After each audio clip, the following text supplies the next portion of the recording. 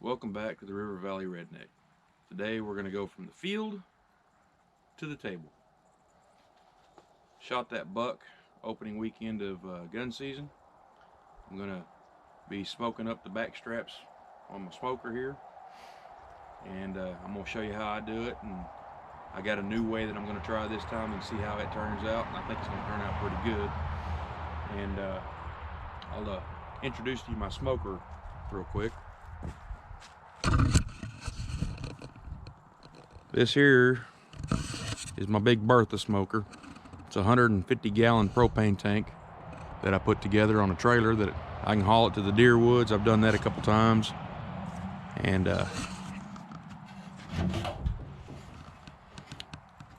it's got a couple of racks there, a couple of racks here. I can fit a lot of meat in this thing. Got my temperature probe there. And you got the big old firebox back here. I've used little bitty smokers before. They work all right. They'll get the job done, but man, they are a pain to keep the temperature just right. So I highly suggest, if you're gonna get into smoking, to try to get you a good smoker. Oklahoma Joes are good ones, but I prefer this over an Oklahoma Joe now, and over any of the smaller smokers that I use. And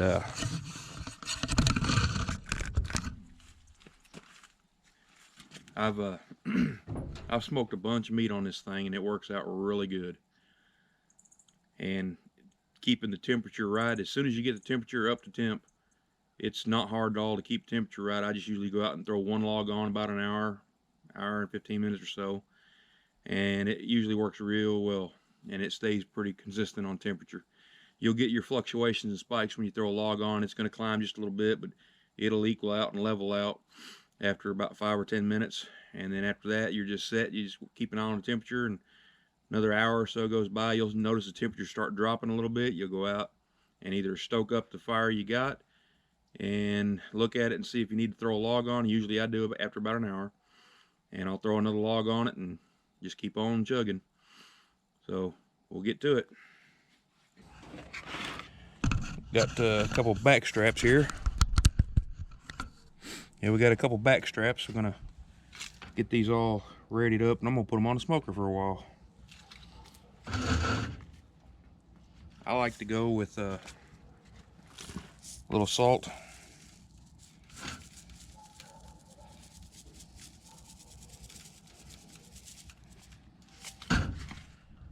And then some pepper. I'm gonna do these differently. I'm gonna try one a little bit differently than I normally do, just to see how it turns out. And a little garlic powder.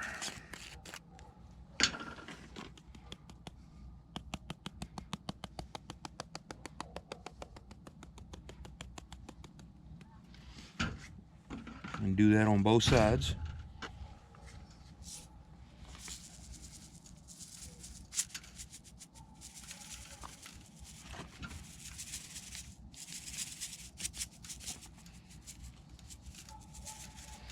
I try not to use a whole lot of salt, but I do like pepper.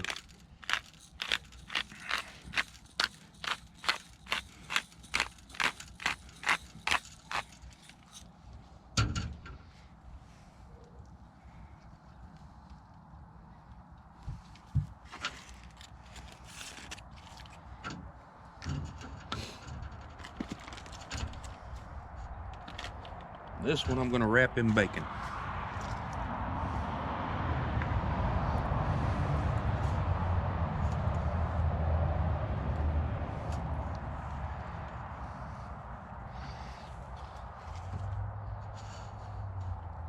Hopefully I got enough bacon to wrap it.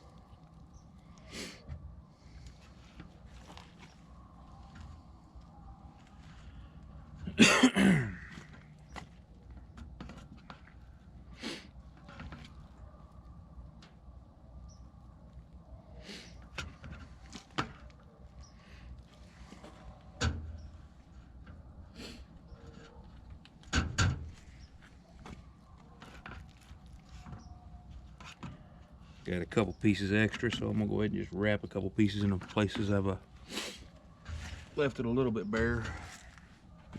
Just wanted to make sure I had enough bacon to do this.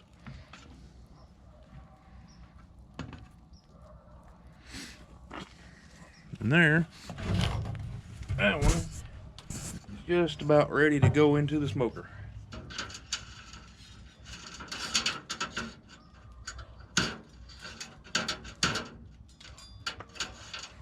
Take me a temperature probe and I will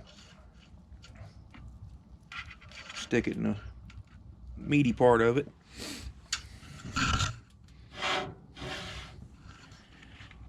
And I will just take this and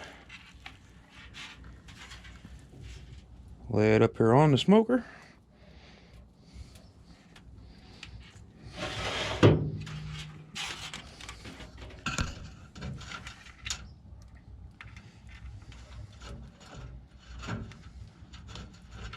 Plug her back into my thermometer.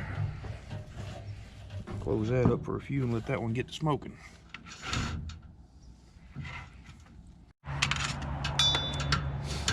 Whenever I'm doing anything smoking wise, I just about always throw a log of sausage on too.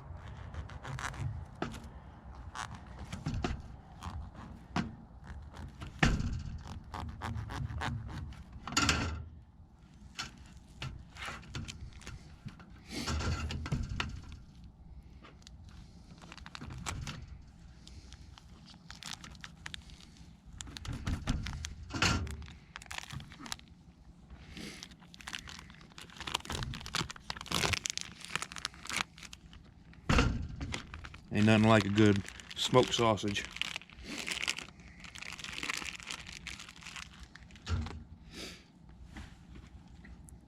Now these I'm gonna season up with a little bit of butt rub. Everybody likes their butt rub.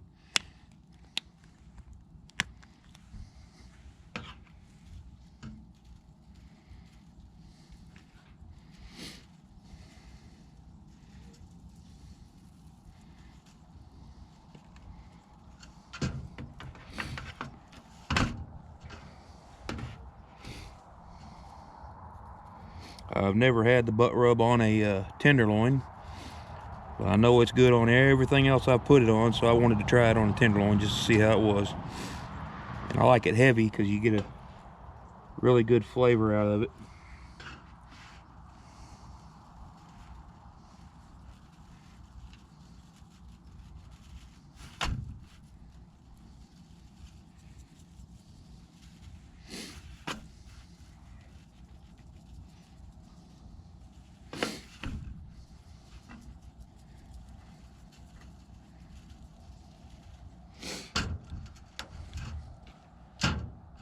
I will get my temperature probes in them.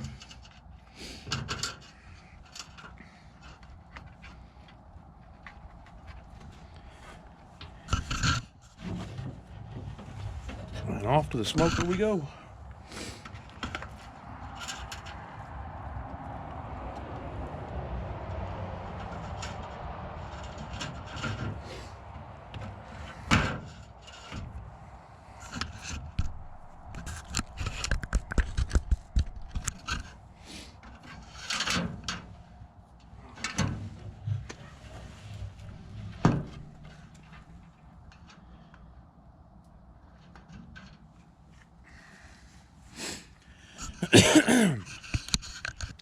Now on the tenderloins, people like to go to medium rare with them. I don't know why.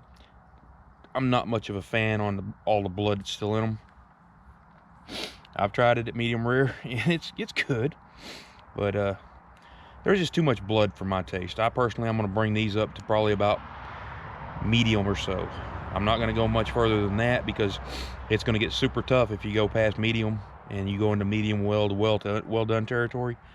So I'm going to bring them a little above medium rare, and I think they're going to be just perfect. So hopefully we'll see what happens, and I'll show you what the end result will be. I'll show you a little bit throughout.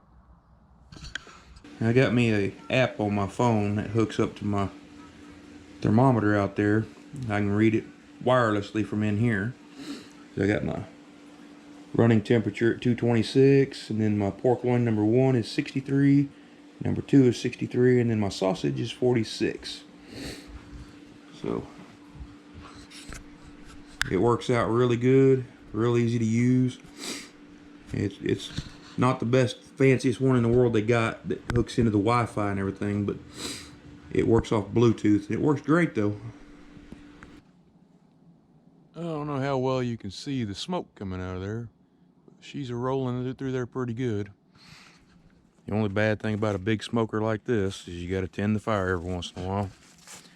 But it's not too awful bad, about once an hour.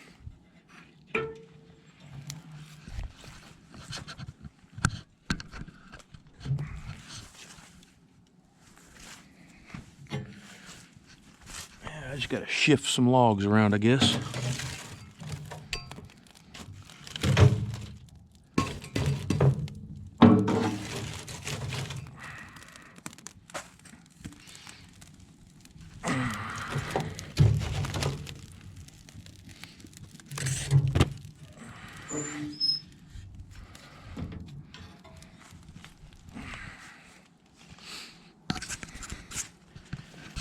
Get a quick peek and see what it's looking like in there. Oh yeah, that's looking good.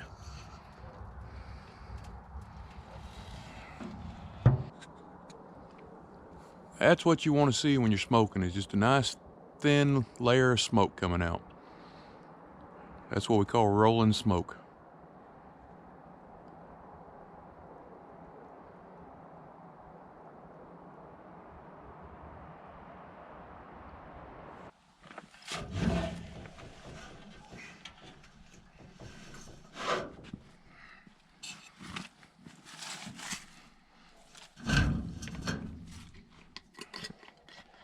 Now on this one I didn't put bacon on, I'm going to put some of this Blues Hog Smoky Mountain barbecue sauce on it.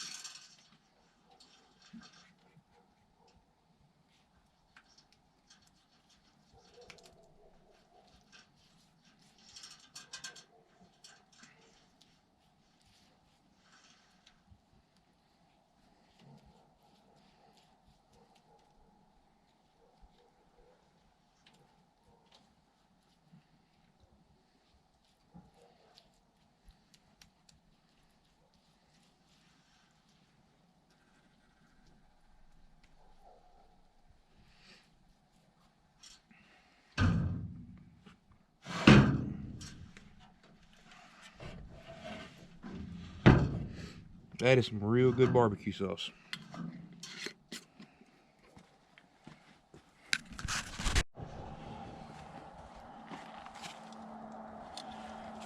Alrighty, the one with the bacon on it is done.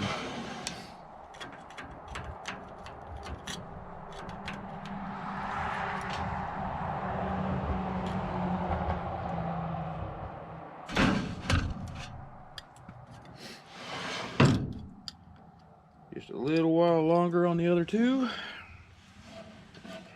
and we will see how they taste. Alrighty, the sausage is ready to come off. Check this tenderloin out.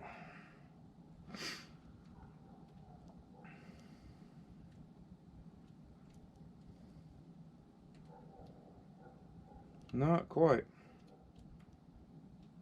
It still likes a little ways. Let's see here.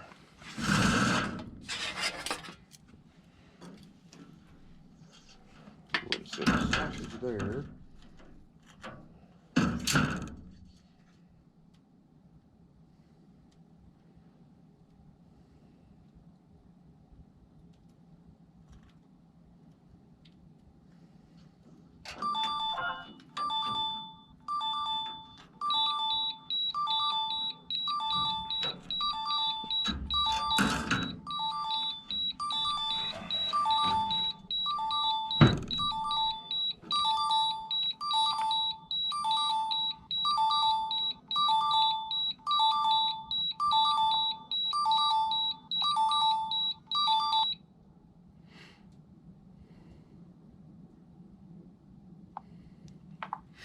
We'll set that tenderloin up on dirty top where more heat is, so maybe it'll start cooking a little faster. It's still got just a little ways to go.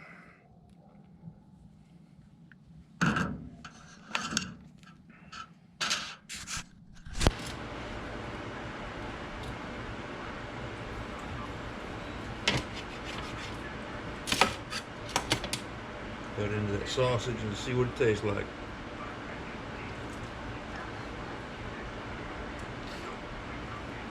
Well, that's good sausage.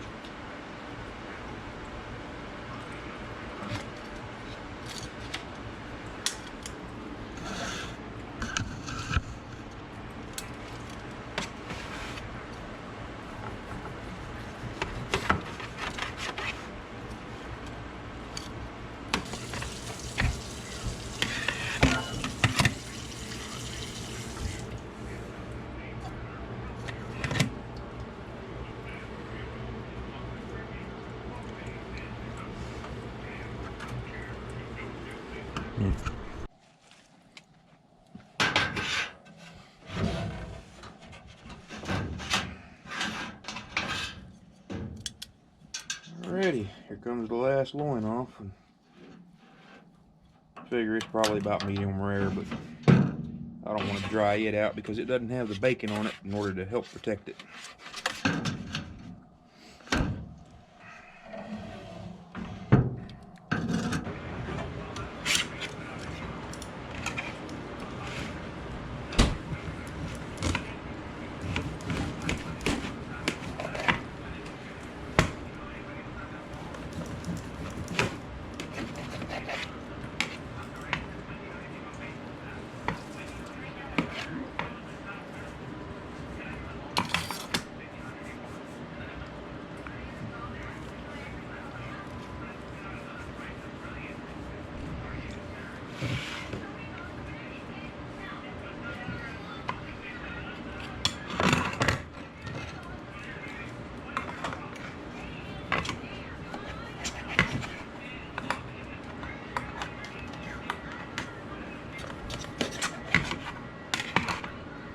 See if that one's any better.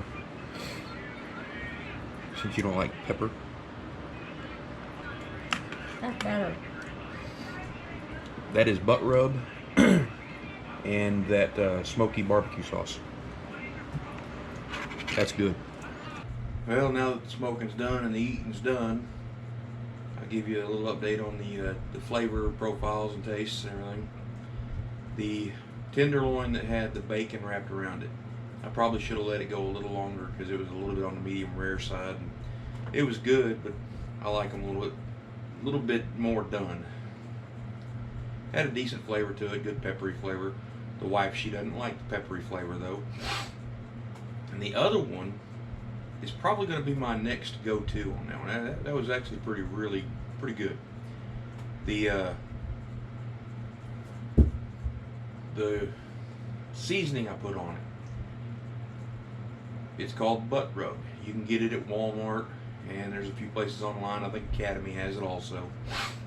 And it has gone good on everything I've ever put it on. And it was probably my favorite backstrap I think I've ever had. With that barbecue sauce that I put on there, my dad brought that up to deer camp with us, and it it left an impression on me. It was good. It's a good smoky barbecue flavor, and it's got a little bit of a tang to it. The combination of the butt rub and that barbecue sauce is a really good combination. Goes really good on tenderloins, and the butt rub goes really good on pork butt or pork chops. And I may have to try that with some of that barbecue sauce on a pork chop now.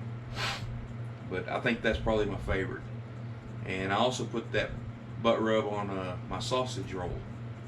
And that's the first time I've ever done that one too, with the sausage roll, and that turned out really good. The sausage roll makes a really good sandwich.